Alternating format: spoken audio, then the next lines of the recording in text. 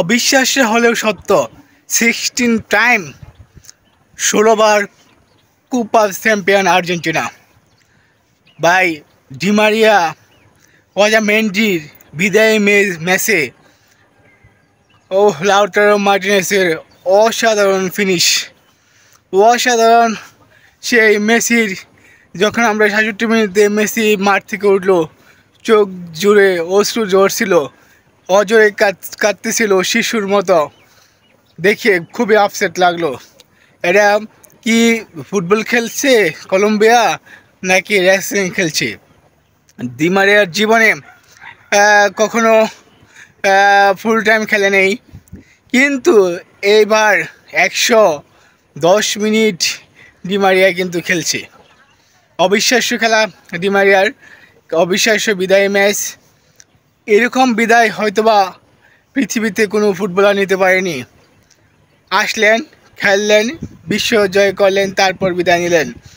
Di Maria দেখেন, তার দীর্ঘ ১৬-১৭ বছরের ক্যারিয়ারে কোনো অর্জন ছিল না, কিন্তু ইদানিং দেখেন ২০২১ সালে কোপা চ্যাম্পিয়ন, ২০২২ সালে বিশ্ব চ্যাম্পিয়ন, ২০২৪ সালে আবার কোপা চ্যাম্পিয়ন। এরকম শেষ মুমেন্টে এসে, শেষ মুহূর্তে এসে জীবনকে এত সুন্দর রাঙালেন ডিমারিয়া, ওজামেন্ডি এবং লিওনেল মেসিরা। তা এক কথা আনবিলিভেবল, অবিশ্বাস্য। ডিমারিয়া বিদায় ম্যাচে তাকে সাধুবাদ জানাই।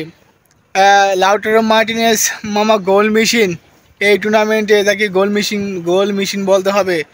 এসে নেমেই যেন গোল করে দেয়।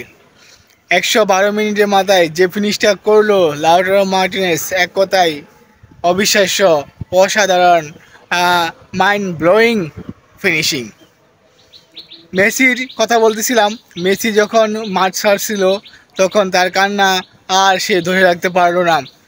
সে মনে হয়, বোধ হয় এটাই তার প্রথম শিরোপা হবে, এটাই তার শেষ শিরোপা। কারণ এর আগে মনে হয় কোনো কোপায় জিতে নেয় আর্জেন্টিনা, এর আগে কোনো বিশ্বকাপ জিতে নেয় আর্জেন্টিনা, এটাই মনে হয় তার প্রথম শিরোপা। এরকম কাঁদতেছিল, এরকম আবেগ দেখাচ্ছিল লিওনেল মেসি। আহা, আসলে তো গ্রেট লিজেন্ডরা এরকমই। ওরা নিজের জীবনের চেয়ে, নিজের প্রাণের চেয়ে দলকে বেশি প্রাধান্য দেয়। তারপরে তিনি কিন্তু মাঠ ছাড়েনি, সাইড বেঞ্চে বসে তিনি কিন্তু ফুললি খেলা এনজয় করছে এবং খেলা দেখছি। বাবা বাবা, মেসি তোমাকে স্যালুট। মেসির মতো এরকম গ্রেট প্লেয়ার বিশ্বে কখনো আসবে কিনা সন্দেহ আছে, কখনো জন্ম নিবে কিনা সন্দেহ আছে। কংগ্রেচুলেশন টিম আর্জেন্টিনাকে।